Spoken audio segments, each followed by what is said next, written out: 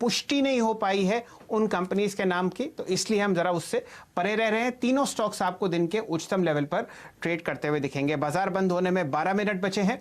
आपके सामने 164 अंक नीचे आपको निफ्टी ट्रेड करता हुआ दिखेगा 9,810 पर, और लगभग 770 अंक नीचे ट्रेड करता हुआ दिखेगा 19,885 के आसपास bank Nifty. Pradeep ji.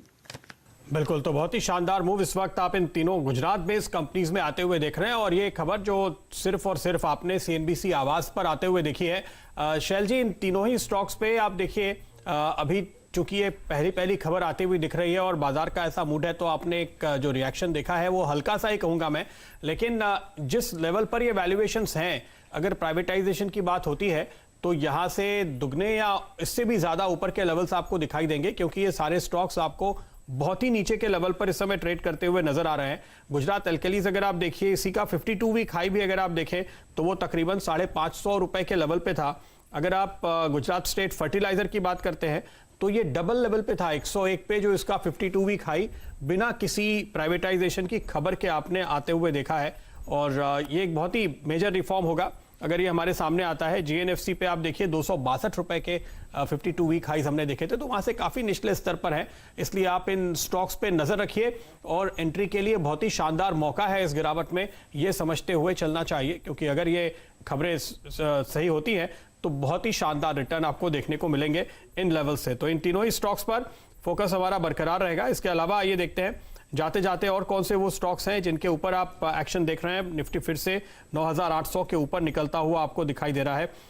Adani transmission एक स्टॉक जिस पर हमने नजर डाली थी, लेकिन उस पर टारगेट नहीं लिए, आपकी स्क्रीन पे फिर से लेकर आते हैं, क्योंकि मैं ये देख रहा हूं कि फरवरी के बाद के हाईएस्ट क्लोजिंग लेवल दरअसल आज दिखाई देंगे अगर ये स्टॉक इसी लेवल पर बंद हो जाता है। मार्च के बाद के, माफ कीजिएगा, जो मार्च में बॉटम बनाया है, तो क्लोजिंग के लिहाज से अगर हम इस लेवल पे भी क्लोजिंग देखते हैं तो ये एक ब्रेकआउट का संकेत बनता है।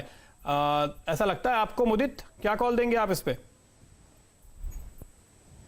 बिल्कुल प्रदीप जी, बाय कॉल देंगे। अगर आप इसका डिस्कशन नहीं करते तो शायद मैं जरूर इसका डिस्कशन करता, क्योंकि जून स्टार्टिंग से इस काउंटर में वॉल्यूम के साथ बाइंग नजर आई है। और अच्छी चीज ये है, अगर जून का पूरा आप ग्राफ देखेंगे तो अभी जो हाई वॉल्यूम के साथ जो बाइंग थी, अभी तक वो बाइंग इंटैक्ट है। इसका मतलब साफ है इस काउंटर में अभी तेजी आना बाकी है। मुझे लगता है ये काउंटर 232 रुपए तक के अपसाइड मूव देता हुआ नजर आएगा, तो यहाँ पर बाय करने की सलाह है। 232 के टारगेट के लिए स्टॉप लॉस रहेगा 200 का।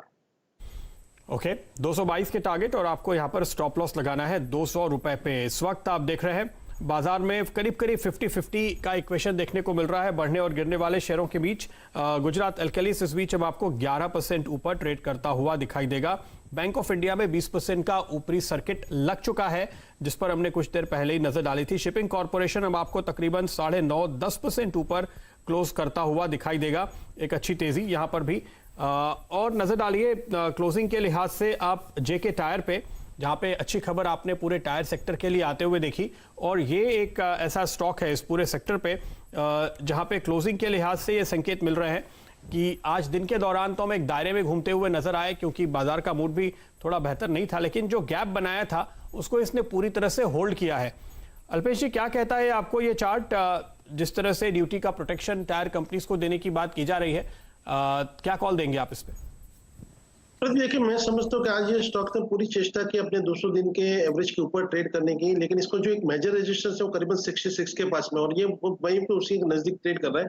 66 के लेवल को इससे ये स्टॉक निकालेगा, आपको एक स्पॉट मिलेगा 70 से 75 तक के लेवल ये स्टॉक आपको दिखा देगा। तो मैं समझता हूँ यहाँ पे इस स्टॉक के अंदर अगर आपको करंट लेवल पे खरीदारी करनी है तो 60 का स्टॉप लॉस लगा के रखिए, और मुझे लगता है जैसे 66 के ऊपर ये ब्रेकआउट निकलता है तो फिर आपको अपनी बाइंग बढ़ानी होगी for the target of 70 to 75।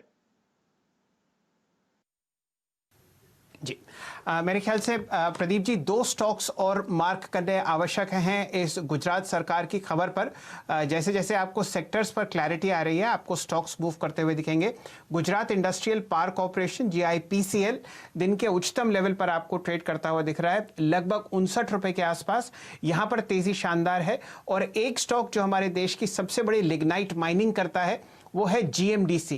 इन दोनों स्टॉक्स का अंडर वैल्यूएशन देखते ही बनता है, और आप इन दोनों पर बहुत शानदार तेजी आते हुए देख रहे हैं। फुरिया साहब, मर्जी आपकी है, GMDC या GIPCL? देखिए चार्ट तो जीआईपीसीएल का भी अच्छा है, लेकिन वहां पे अभी सर्किट लग गई है, तो मैं यहाँ पे पहले बात करूंगा जीएमडीसी की। तो यहाँ पर जो एक मूव आनी चाहिए ऊपर अप साइड में, वो करीबन 4650 एक पहला पड़ा होगा। 4650 से लेकर 48 तक की पहली मूव बनेगी, और 48 को जैसे ही ये स्टॉक निकालेगा 55 तक की मूव देने के लिए यो स्टॉक यहाँ से तैयार हो जाएगा। और यहाँ पे अगर हम बात करें जीआईपीसीएल, तो यहाँ पर भी एक शानदार ब्रेकआउट स्टॉक के अंदर आया हुआ है। करीबन स्टॉक अभी 71 के पास में ट्रेड कर रहा है। 65 66 का एक स्टॉप लॉस लगा के मैं समझता हूँ कि स्टॉक के अंदर अगर आपको खरीदारी करनी चाहिए, क्योंकि अपसाइड टारगेट मुझे लगता है कि जैसे ही फॉलोअप मिले स्टॉक में आपको पहले 78 और उसके बाद में 86 तक के भी लेवल ये स्टॉक यहां से दिखा सकता है। चलिए, इन दोनों स्टॉक्स पर ब्रेकआउट की मोहर लगाई है डायरेक्टर साहब। लंबी अवधि के चार्ट्स पर ये देखते ही बनती हैं, जीआईपीसीएल और खासकर जीएमडीसी। मेरे ख्याल से 3 के पीई के नीचे आपको जीएमडीसी चलता हुआ दिखेगा। बहुत ही शानदार कंपनी है, और लिग्नाइट जो इस्तेमाल होता है पावर के प्रोडक्शन में, वहाँ पर आप बहुत अच्छी तेज़ी आते हुए दिख रहे हैं। वो स्टॉक भी आपको 10% की तेज़ी के साथ ट्रेड करता हुआ दिख रहा है। फिलहाल आपके सामने गुजरात एल्कलीज 373 रुपये, साथ ही साथ जीएनएफसी, जीएसएफसी, जीआईपीसीएल और जीएमडीसी, ये 5 स्टॉक्स हम लोगों ने बात करे हैं। खबर अगर टूटती है तो सिर्फ और सिर्फ सीएनबीसी आवाज पर। प्रदीप जी।